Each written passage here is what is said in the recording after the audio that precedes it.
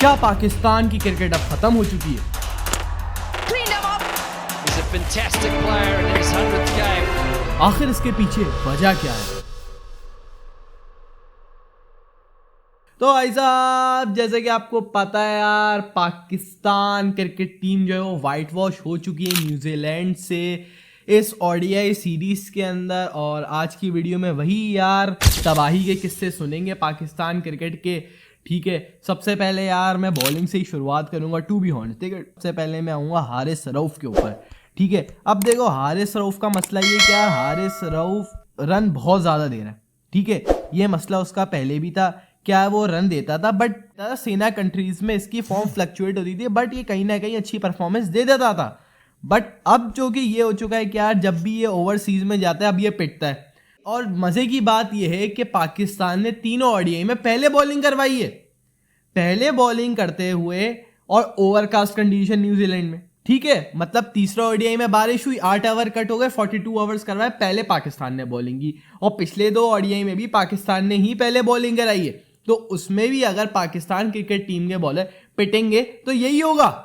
मतलब यार overcast condition एक बॉलिंग फ्रेंडली विकेट होती है यार, बॉलिंग फ्रेंडली विकेट होती है। अगर उस पर भी यार आपका हारिस रऊफ इतना पिटेगा तो उसमें मैं क्या कह सकता हूँ। फहीम अशरफ ने जबकि 2 मैचेस में काफी अच्छी बॉलिंग कराई, विकेट भी लेके जा रहे हैं। और जो सबसे बेहतरीन बात है वो उसकी ये कि फहीम अशरफ इकोनॉमिकल चल रहा है।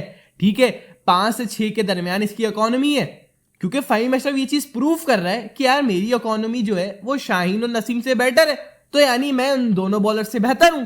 क्यों? अगर फहीम अशरफ अच्छी बॉलिंग करा रहा है तो उसमें पूरा क्रेडिट उसको देना चाहिए। भले ही अगर ओवरकास्ट कंडीशन में भी वो बॉलिंग करा रहे, बट उस कंडीशन में आपके हारिस रऊफ साहब नहीं कराए जा रहे, क्योंकि हारिस रऊफ भी अरसे से खेल रहा है भाई, 2021 से खेल रहा है, 5 साल हो गए उसको, लेकिन अब तक उसकी उस तरीके की परफॉर्मेंस नहीं है जिसमें हम यार बोल सके क्या Haris Rauf is a bowler. SENA countries में अच्छी बॉलिंग कराता है, ठीक है, ऑस्ट्रेलियन पिचेस पे वो अलग ही उसके अंदर जिनकी रूह आती है। बट कहने का मकसद ये, न्यूजीलैंड में भी आपको अच्छी बॉलिंग करानी चाहिए थी, आप नहीं करा पा रहे, आप पिट रहे हो, आप रन दे रहे हो, आपने T20 में भी रन दिए, अपने यहाँ पे भी रन दिए। कहने का मकसद ये। उसके बाद आ जाओ हम आकिब जावेद के ऊपर। अब आकिब जावेद पाकिस्तान क्रिकेट टीम की पहली प्रायोरिटी था इस सीरीज के अंदर। ठीक है, आकिब जावेद ने अपनी डेब्यू सीरीज के हिसाब से बहुत डिसेंट बॉलिंग कराई, बहुत ज्यादा। पहले मैच में 1 विकेट ली, दूसरे मैच में मेरे ख्याल से 2-3 विकेट ली, और तीसरे मैच में 4 विकेट ले ली। मतलब 3 मैचेस के अंदर इसका एक 4 विकेट हॉल है। यानी आकिब जावेद अच्छी लेंथ हिट कर रहा है और अच्छा बॉलर है, इकोनॉमी भी इसकी सेट है। तीसरे ओडीआई में ये पिट गया, तीसरे ओडीआई में इसकी 7+ की इकोनॉमी है, वरना 2 मैचेस में इसने अच्छी बॉलिंग कराई है। तीसरे ओडीआई में ये पिटा इसीलिए क्योंकि आपके बॉलर्स पिट रहे थे, तो मोमेंटम जो है वो न्यूजीलैंड के पास था। अबे माइकल ब्रेसवेल को तुम लोगों ने ऑलराउंडर बना दिया। माइकल ब्रेसवेल को खुद इस चीज का अंदाजा नहीं है कि यार मैं बैटिंग भी कर सकता हूं। ठीक है, माइकल ब्रेसवेल बैटिंग उन टीमों के खिलाफ अच्छी करता है जो टीमें है ही खत्म, एक तरीके से खत्म ही हो चुके हो। ठीक है, यहां पे कहने का मकसद ये है। फिर नसीम शाह को देख लो। अब नसीम शाह का मसला ये क्या है, नसीम शाह शुरू के 10 ओवर में ये बेहतरीन बॉलिंग कराएगा क्योंकि उस वक्त पिच फेवर करती है स्विंग। लेकिन अगर शुरू के 10 ओवर में भी पिच स्विंग फेवर ना करे, ऑफर ना करे स्विंग, तो नसीम शाह पहले ओवर से फ्लैट रन है। नसीम शाह को कोई चीज हेल्प नहीं कर सकती अगर स्विंग ना मिले। उसको स्विंग मिलता है, वो बेहतरीन बॉलर है, लेकिन जैसे जैसे स्विंग खत्म होती है आपको मार्क चैपमैन पीटना शुरू हो जाता है, आपको मिचेल हेब पीटना शुरू हो जाता है, आपको कैली पीटना शुरू हो जाता है। ठीक है, कहने का मकसद ये। अब चैपमैन ने पहला ओडीआई खेला, उसने कूट दिया आपको, शुक्र करो एंड के 2 ओडीआई में नहीं खेला, वरना दोनों मैचेस में आपके 350 थे न्यूजीलैंड के। ठीक है, उसमें आप और बुरी तरीके से हारते, लेकिन वो इंजर्ड हो गया, तो इस चीज की आप खैर मनाओ कि आप बच गए उसके शर से। वरना चैपमैन जितना कंफर्टेबल आप लोगों के खिलाफ नजर आता है वो शायद ही किसी टीम के खिलाफ नजर आता हो। ठीक है, चैपमैन को प्लेयर बनाने वाले भी आप ही हो, आपके खिलाफ इसने डेब्यू किया और आपने इसको बना दिया। ओडीआई में भी इसकी आपके खिलाफ सेंचुरी है, T20 में भी है, तो यानी चैपमैन को प्लेयर बनाने वाले आप लोग हो। ठीक है, कहने का मकसद ये। फिर सुफियान मुकीम के ऊपर आ जाओ। अब सुफियान मुकीम एक बेहतरीन टैलेंटेड बॉलर है, बेहतरीन टैलेंटेड बॉलर। इस बॉलर का मैंने कहा था चैंपियंस ट्रॉफी से पहले क्या इस बंदे को टीम में होना चाहिए, और होना चाहिए था, बट नहीं था, क्योंकि डेफिनेटली यंग लड़का है, उसको 2-3 सीरीज में ही चांस मिला, इतना चांस नहीं मिला उसको जिम्बाब्वे के टूर में चांस मिला, और साउथ अफ्रीका में, ठीक है। उसके अलावा उसको कहीं चांस नहीं मिला चैंपियंस ट्रॉफी से पहले, बट उसको स्क्वाड में होना चाहिए था चैंपियंस ट्रॉफी के, क्योंकि आपके पास कोई फुल टाइम स्पिनर नहीं था अबरार अहमद के अलावा, ठीक है। दुबई में आपको स्पिन विकेट मिल रही थी, बट आपने क्या किया, आपने होशियारी की। होशियारी करोगे तो बर्बाद होगे, ठीक है। अगर इंडियन टीम अगर स्पिनर लेके जा रही है तो उसके पीछे है टेक्निक, है उनकी माइंडसेट, है उनका एक मेंटेलिटी है कि कंडीशंस के हिसाब से हमें प्लेयर अरेंज करने।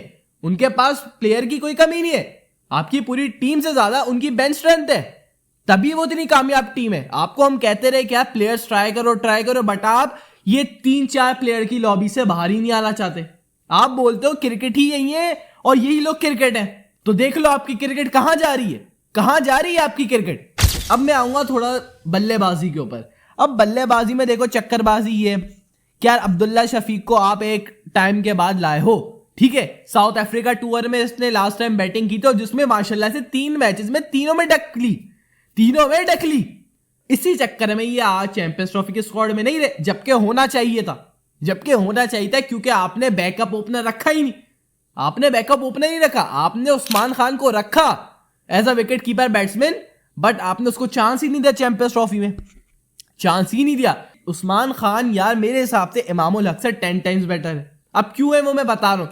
इमामुल हक और बाबर आजम जब ओपन करेंगे पाकिस्तान के लिए ओडीआई में, तो भाई आपका तो 10 ओवर में 22-30 रन तो आपके बनने ही बनने, क्योंकि बाबर आजम भी एंकर प्लेयर है, वो भी 3-4 ओवर लगते हैं उनको पिच पे सेट होने में, और इमामुल हक साहब को भी लगते हैं। तो बताओ जब 4-5 ओवर ही आप सेट होने में निकाल दोगे, तो बाकी ओवर में आप क्या करोगे, बाकी ओवर में स्कोर कब करोगे, आप मुझे ये बताओ ना।